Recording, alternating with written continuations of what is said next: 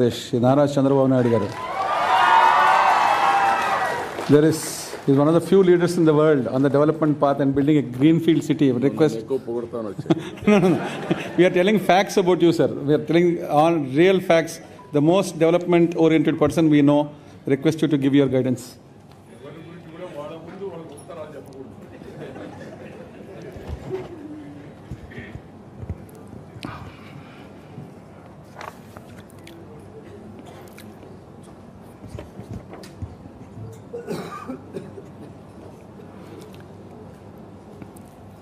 మన అందరి అభిమాన నాయకురాలు మనందరం చాలామంది ఫైనాన్స్ మినిస్టర్లు చూసాం, కానీ ఫైనాన్స్ మినిస్టర్ అంటే ఈ విధంగా ఉండాలని నిరూపించిన మన తెలుగింటి ఆడబిడ్డ శ్రీమతి నిర్మలా సీతారామన్ గారు మన నేల గర్వపడుతుంది. దేశ సేవలో పునీతమైనప్పుడు మన వ్యక్తులు చేసినప్పుడు మనకుండే ఆనందం ఇంకా ఎక్కువ ఉంటుంది. అలాంటి మంచి కార్యక్రమాలు చేస్తున్నటువంటి ఫైనాన్స్ మినిస్టర్ గారికి, వెంకయ్యనాయుడు గారు ఇప్పుడే చెప్పారు, గౌరవనీయులు పద్మవిభూషణ్. నేను చిన్నప్పటి నుంచి చూశాను. ఫస్ట్ టైం ఇద్దరం ఎమ్మెల్యేలుగా 1978లో అసెంబ్లీలో ప్రవేశించాం. అప్పటికి ఇప్పటికీ ఏమాత్రం కూడా పవర్ తగ్గలేదు, అదే పంచుంది. ఇంకా అవసరమైతే పంచ పెంచుతున్నాడు తప్ప ఎక్కడ తగ్గే పరిస్థితులు లేరు.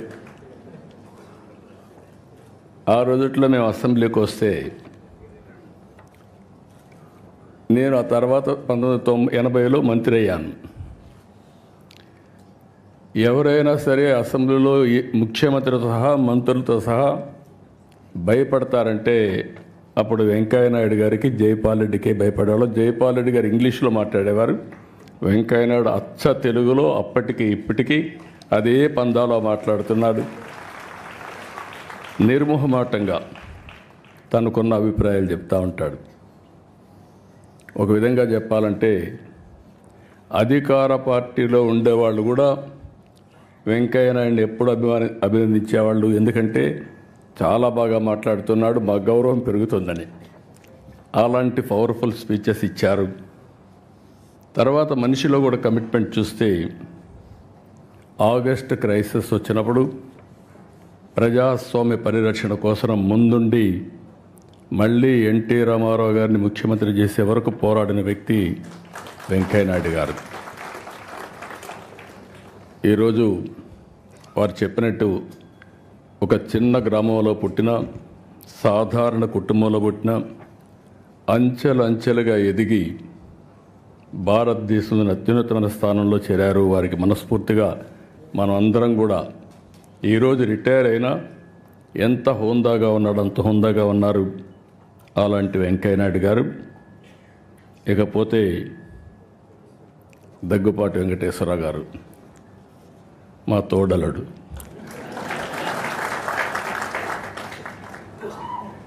నాకంటే ముందు ఆయన అన్నీ చెప్పేశాడు, ఇంకా చెప్పడానికి ఏమీ లేవు. ఎప్పుడు కూడా మా ఫ్యామిలీలో ఒక విశిష్టమైన వ్యక్తి. డెప్త్కి వెళ్తారు, అనలిటికల్గా ఆలోచిస్తూ ఉంటాడు. ఏది కూడా నేను చూస్తూ వస్తున్నాను, ఇద్దరం కూడా ఒక స్ఫూర్తినిచ్చినటువంటి ఎన్టీ రామారావు గారి దగ్గర నేర్చుకున్నాం. తెల్లవారితో నిద్ర లేస్తే ఆయన దగ్గరికి వెళ్ళేవాళ్ళం, ఆయన అప్పచెప్పిన బాధ్యతలు చేశాం. అవన్నీ తలుచుకున్నప్పుడు నేను అనుకున్నాను, వెంకటేశ్వరరావు గారి ఇంటి పుస్తకాలు రాయడం ఏంటని. కలిసి ఉన్నాం 40 ఏళ్ళు, ఫ్యామిలీ మెంబర్స్, కానీ ఆయనలో ఇంత డెప్త్ ఉంది, ఒక పుస్తకం రాస్తాడని నేను ఎప్పుడు ఊహించలేదు. ఆయన చెప్పినప్పుడు నేను అడిగాను, మీరే రాశారా అని అడిగాను. ఎవరికైనా డౌట్లు ఉంటాయి, కానీ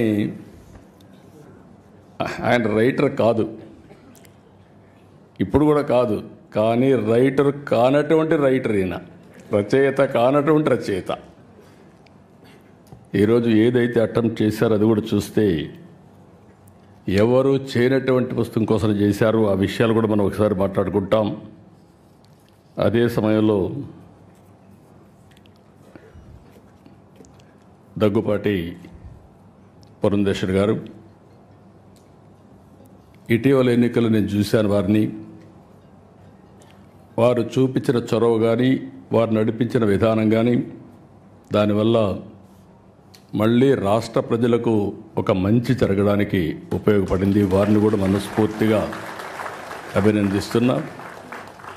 ఒక చారిత్రక అవసరం మొన్న ఎన్నికలు. అందరం ఆవేదన పడ్డాం. గీతం లాంటి వన్ ఆఫ్ ది బెస్ట్ ఇన్స్టిట్యూట్ని ఏం చేశారో మీరు చూశారు. ఇలాంటి ఇన్స్టిట్యూట్స్ రావాలని కోరుకునే సమయంలో ఇక్కడ డెమాలిషన్ చేసే పరిస్థితికి వచ్చారంటే చాలా బాధేస్తుంది. అలాంటివన్నీ మనం చూసాం. అయినా కూడా ఈరోజు ఇక్కడనే భరత్ కూడా ఉన్నాడు. కానీ ఆయన కష్టం ఇంకా లేదు దీంట్లో, ఇప్పుడిప్పుడే ప్రారంభం అయ్యింది. కానీ మూర్తి గారిని చూశాను. ఆయన ఒక చరిత్ర సృష్టించాడు. భావి తరాలకి ఓసారి ఒక్కొక్క చరిత్ర. ఆయన కూడా చూసి నేను అడిగాను ఒకరోజు, మీరెందుకు గీతం ఇన్స్టిట్యూట్ పెట్టారని అడిగాను. ప్రతి ఒక్కరి జీవితంలో, ఎందుకంటే ఈరోజు వెంకటేశ్వరరావు గారు రాసిన పుస్తకం ప్రపంచ చరిత్ర. ప్రపంచ చరిత్ర కూడా ఇప్పుడే వెంకయ్యనాయుడు గారు మాట్లాడినట్టు మనుషుల్లో ఆ సమయంలో కలిగే ఆవేశాలు కానీ, ఆ సమయంలో కలిగే ఒక ఎమోషన్స్ కానీ డిస్టర్బ్ అయినప్పుడు జరుగుతూ ఉంటాయి. ఈరోజు ఇక్కడ కూర్చున్నటువంటి గీతం యూనివర్సిటీ చూస్తే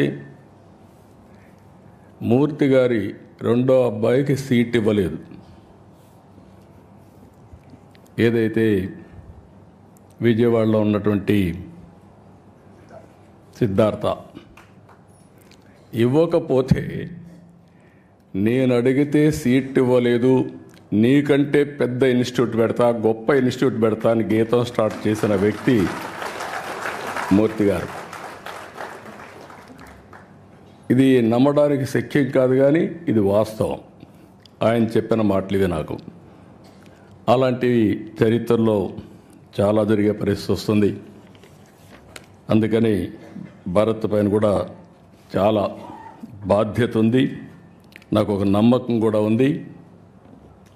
మూర్తి గారి స్ఫూర్తి ఉంది. ఈ ఇన్స్టిట్యూట్ని బ్రహ్మాండంగా చేస్తారని చెప్పి ఆశిస్తున్నా.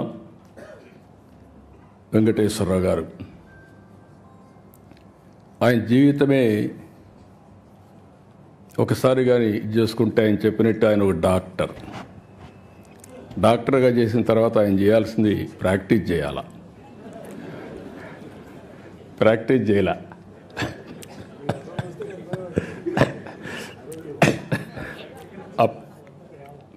మంత్రిగా ఉండి డాక్టర్గా ప్రాక్టీస్ చేశాడు, అది వేరే విషయం.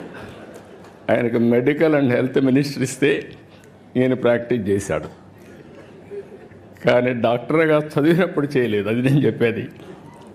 కానీ డాక్టర్గా చేసి సినిమాలు తీశాడు. అంటే ఒక జీవితంలో ఏ విధంగా ఉంటాయనేది ఒక ఎగ్జాంపుల్. 5 సార్లు అసెంబ్లీలో మినిస్టర్గా, ఎమ్మెల్యేగా ఉండి, మంత్రిగా ఉండి, ఒకసారి లోకసభ, ఒకసారి రాజ్యసభలో మెంబర్గా ఉండి, ఇలాంటి ఆలోచనలు చేసేవాళ్ళం. ఇప్పుడే వెంకయ్యనాయుడు గారు చెప్పినట్టు తిరగాలని ఆలోచిస్తాం తప్ప మళ్ళీ పుస్తకాలు చదవాలని ఆలోచించాం. తిరగడానికే సరిపోతుంది. అది ఒక వ్యసనంగా తయారవుతుంది. ఇప్పుడు వెంకయ్యనాయుడు గారు ఉండలేరు. ఆయన అంటున్నాడు, నేను రిటైర్ అయినాన్ని. కానీ రిటైర్ కాలా. మనిషి రిటైర్ అయ్యాడు, కానీ మైండ్ మాత్రం శాశ్వతంగా రిటైర్ కాదు. ప్రజాహితం కోసం నిరంతరం ఆలోచిస్తూనే ఉంటుంది. సమాజం కోసం పనిచేసే పరిస్థితికి వస్తారు. అదే సమయంలో వెంకటేశ్వరరావు గారిని చూసినప్పుడు మనిషి ఇంత మునిపే భరత్ చెప్పాడు, ఒక మాటలో చెప్పాలంటే మా ఫ్యామిలీలో మోస్ట్ రిలాక్స్డ్గా జోవియల్గా ఉండే వ్యక్తి వెంకటేశ్వరరావు గారు. చాలా ఈజీగా ఎన్ని కష్టాలున్నా ఏమున్నా మనిషి కనపడినప్పుడు హ్యాపీగా ఇది చేసేవారు. ఇటీవల ఒకసారి కలిసినప్పుడు నాకు కొన్ని అనుమానాలు వచ్చాయి. యాక్టివ్ లైఫ్లో ఉన్నారు, all of A sudden retired life మారుగా హ్యాపీగా ఉన్నారు, ఎట్లా స్పెండ్ చేస్తున్నారు మీ టైము అని అడిగాను. ఎందుకంటే ఇప్పుడు నాకు కూడా ఆ పరిస్థితి వస్తే ఇప్పటి నుంచే ప్రిపేర్ కావాలి కాబట్టి. ఆయన ఒకటే చెప్పాడు, చాలా హ్యాపీగా ఉన్నా, నిద్రలేస్తే బ్యాడ్మింటన్ ఆడుకుంటా, వచ్చిన తర్వాత మనవరాళ్ళు మనవాళ్ళతో ఆడుకుంటా, అక్కడి నుంచి కసపు గాసిప్ ఎవరన్నా ఫ్రెండ్స్ వస్తే చేసుకుంటూ ఉంటాం. మళ్ళా ప్యాక్ ఆటకు పోతాడు, మధ్యాహ్నం అయితే ప్యాక్ ఆటకు పోతా, ఆడొక 2 గంటలు ఆడితే మైండ్ స్టిమ్యులేట్ అవుతుంది, హ్యాపీగా వచ్చి నిద్రపోతాను. What a wonderful life.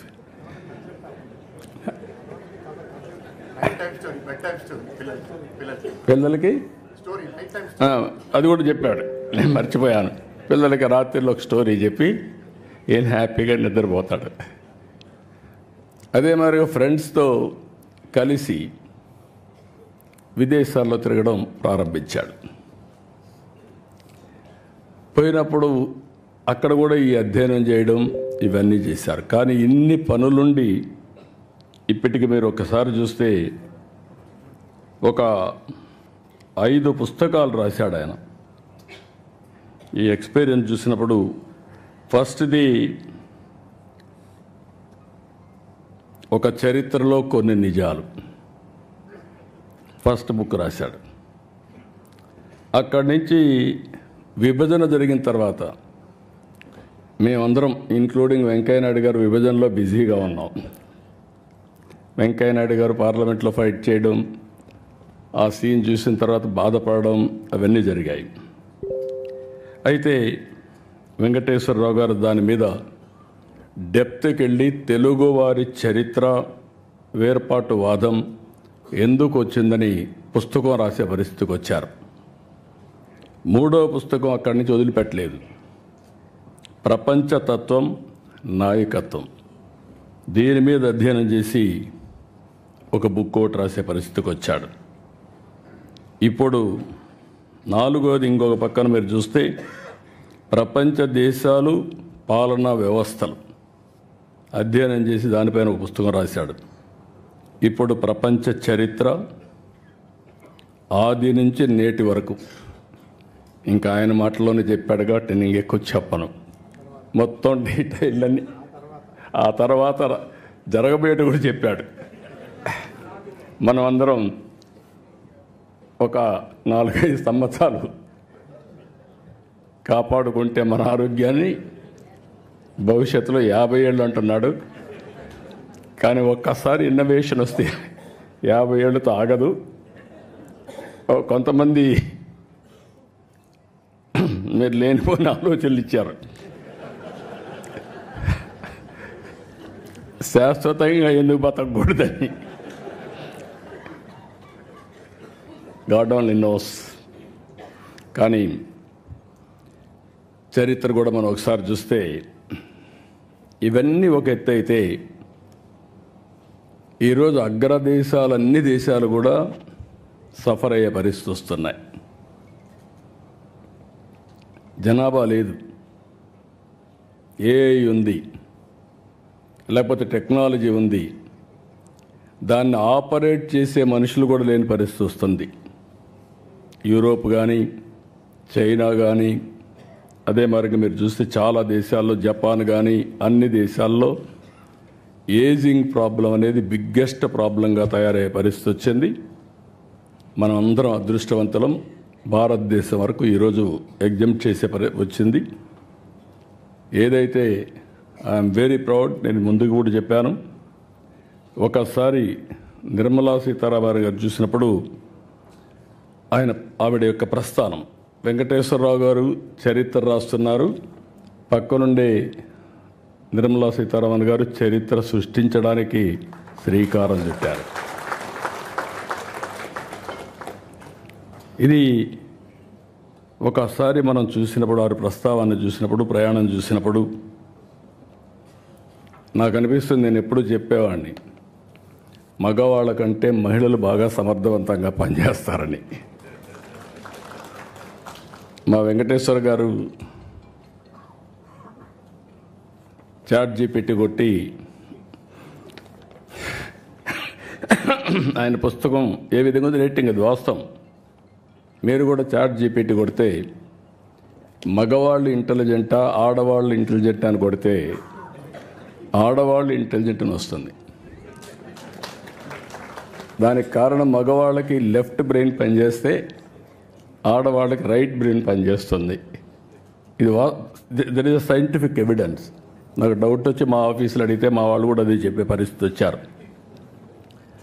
ఇప్పుడు వారిని చూసిన తర్వాత, నిర్మలా సీతారామన్ గారిని చూసిన తర్వాత, మదురైలో సావిత్రి నారాయణ్ ఒక మన మారిగానే ఒక సాధారణ కుటుంబం. అక్కడ ప్రాథమిక విద్య మదురైలో చేయడం, తిరుచిరాపల్లిలో ఆర్థిక శాస్త్రంలో అండర్ గ్రాడ్యుయేట్ చేయడం, ఢిల్లీ జేఎన్టీలో ఆర్థిక శాస్త్ర డిగ్రీ తీసుకోవడం, లండన్ స్కూల్ ఆఫ్ ఎకనామిక్స్లో వెళ్ళి పీజీ చేయడం, అక్కడి నుంచి ప్రైస్ వాటర్ కూపర్స్లో పనిచేయడం కన్సల్టెంట్గా, ఐక్యరాజ్య సమితిలో పనిచేయడం, ఇండో బ్రిటిష్ సొసైటీ కూడా పనిచేయడం. ఇదంతా కూడా వారు ఆర్థిక మంత్రిగా పనిచేయడానికి ఎంతో ఉపయోగపడింది. ఆ ఎక్స్పీరియన్స్ కానీ, ఆ ఎక్స్పోజర్ కానీ ఈ దేశ అభివృద్ధికి ఈరోజు ఉపయోగపడతా ఉంది. అదే సమయంలో 2008 నేషనల్ స్పోక్స్ పర్సన్గా బీజేపీ ఎంపిక చేయడం. అక్కడి నుంచి మనం చూస్తే మోడీ గారి యొక్క విశిష్టత, రైట్ పర్సన్ని సెలెక్ట్ చేయడంలో నిర్మలా సీతారామన్ గారిని 2014లో పికప్ చేశారు. నాకు కూడా చాలా సంతోషం. 2014లో మొదటిసారి వారి ప్రస్థానం రాజకీయంగా ఎంపీ అయింది. ఆంధ్రప్రదేశ్ నుంచి అయ్యారు రాజ్యసభలో. అక్కడి నుంచి ప్రారంభమైంది. ప్రారంభమైన తర్వాత ఫస్ట్ టైం అయితే కామర్స్ అండ్ ఇండస్ట్రీస్ మినిస్టర్గా పనిచేశారు. 10 ఏళ్ళు ఫస్ట్ టైం డిఫెన్స్ మినిస్టర్గా, మొట్టమొదటిసారి అనుకుంటే ఇది కూడా రక్షణ మంత్రిగా పనిచేయడం, మహిళ పనిచేయడం ఫస్ట్ ఆఫ్ ఇట్స్ కైండ్. అక్కడి నుంచి 19లో కేంద్ర మంత్రిగా ఫైనాన్స్ ఛార్జ్ తీసుకున్నారు. అంటే 145 కోట్ల మందిని సమర్థవంతంగా నడిపించడంలో, అందరి జీవితాల్లో వెలుగు రావడంలో నరేంద్ర మోడీ గారు ఏ ఆశయాలు అయితే పెట్టుకున్నారో ఆ ఆశయాల్ని అమలు చేసే దాంట్లో ఒక డిసిప్లిన్గా ముందుకు పోతున్నారు. ఓసారి కొంచెం కటువుగా కూడా ఉంటారు, అవసరం కూడా. ఫైనాన్స్ ఇప్పుడు మామూలుగా గవర్నమెంట్లో చూస్తే అందరికంటే ఎవరు గట్టిగా ఉంటారంటే, నెగిటివ్గా కూడా ఉంటారంటే ఫైనాన్స్ డిపార్ట్మెంట్ ఉంటుంది. ఒకప్పుడు వారసత్వంగా వచ్చేది. స్టేట్ గవర్నమెంట్స్లో కూడా మోస్ట్ అన్పాపులర్ సెక్రటరీ ఎవరంటే finance secretary, most hatred person కూడా.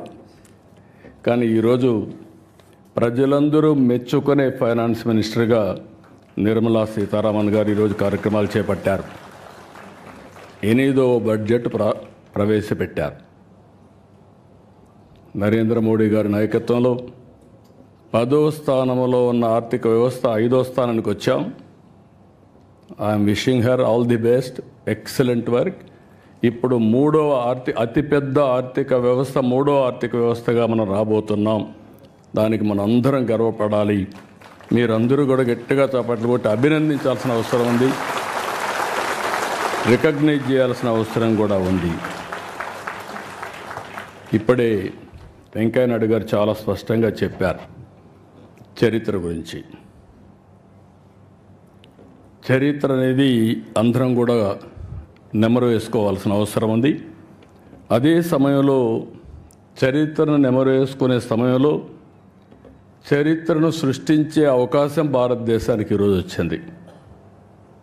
ఈరోజు మనందరం చూస్తే ఆర్థిక సంస్కరణలు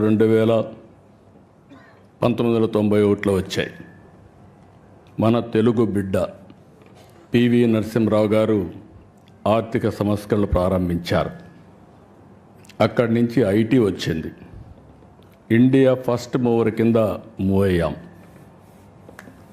మూడోది demographic dividend as a wind fall gain కింద మనకు వచ్చింది.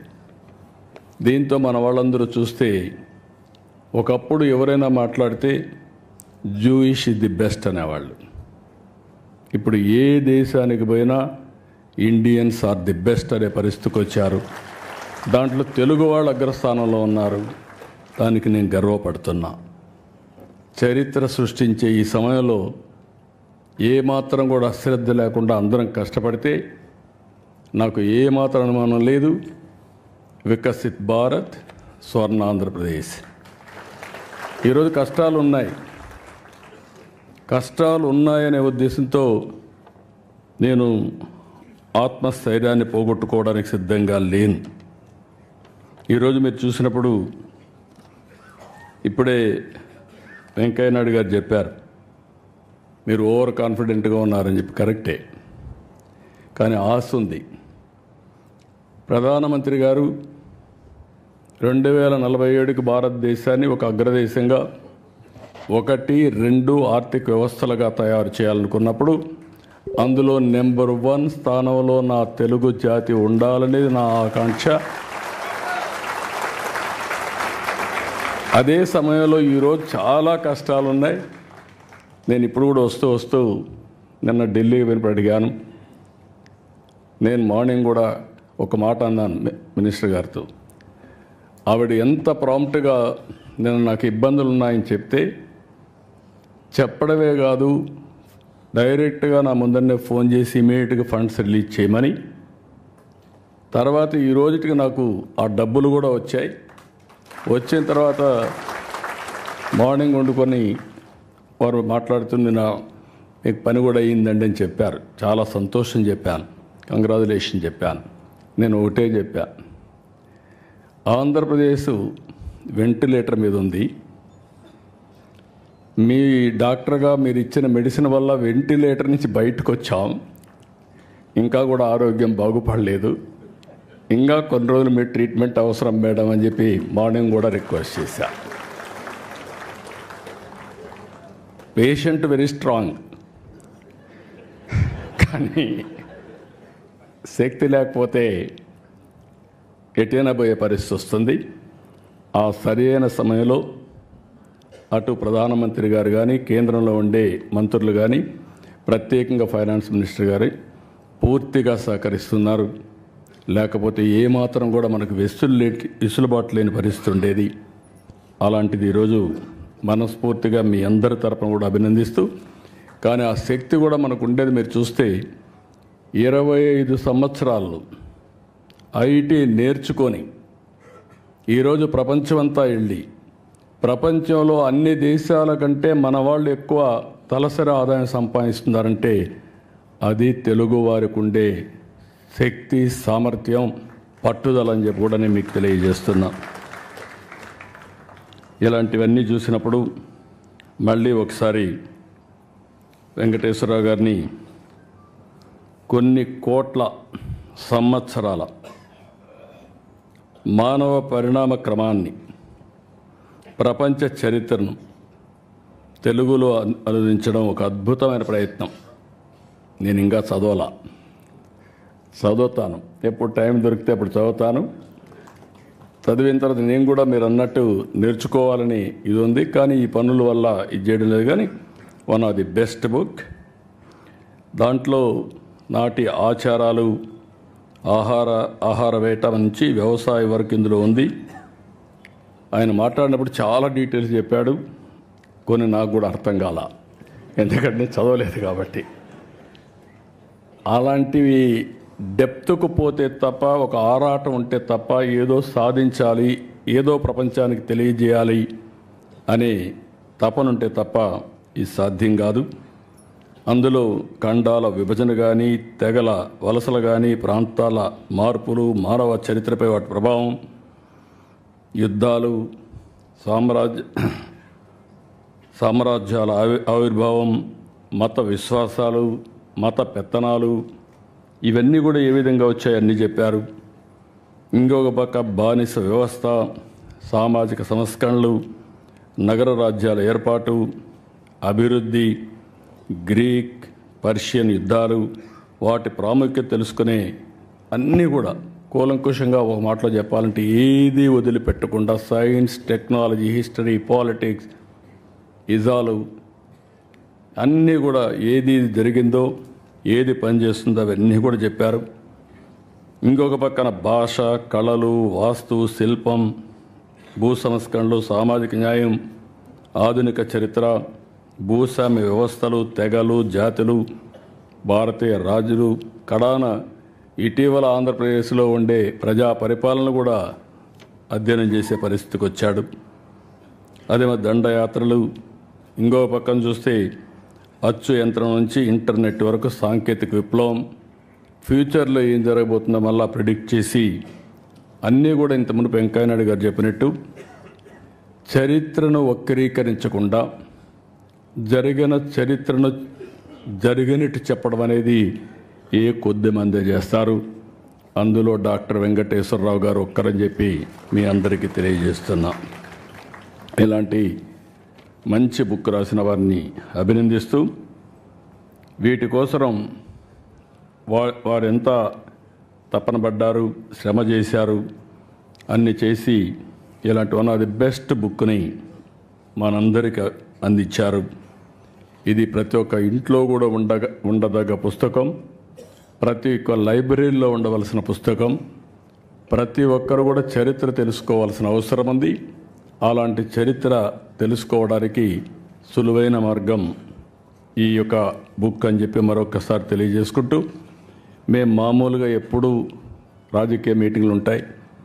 ఈరోజు వండర్ఫుల్ మీటింగ్, ఒక ఆత్మీయ సమ్మేళనం నా లెక్క ప్రకారం. మా కుటుంబంలో ఒక మంచి రచయిత అధ్యయనం చేసి ప్రాక్టికల్గా ఏ విధంగా సమాజానికి అందించాలో అందించారు. వారిని మనస్ఫూర్తిగా అభినందిస్తూ, ఆయన ఒకసారి మాట్లాడుతూ తెల్లవారుజామున నిద్ర వచ్చేది కాదు, లేచి మళ్ళీ కాఫీ తాగేసి కూర్చొని రాసి తర్వాత పడుకునేవాడిని అని చెప్పారు. అంటే ఆ పట్టుదల ఉన్నప్పుడు మనిషిలో అలాంటి శక్తి వస్తుంది. ఓసారి నిద్ర రాని రాత్రులు గడుపుతూ ఉంటాం, కానీ అల్టిమేట్గా one of the best achievement. I wish him all the best. Excellent work. మీ అందరి తరపున మరొక్కసారి మనస్ఫూర్తిగా అభినందిస్తూ అందరికీ నమస్కారాలు. జై హింద్.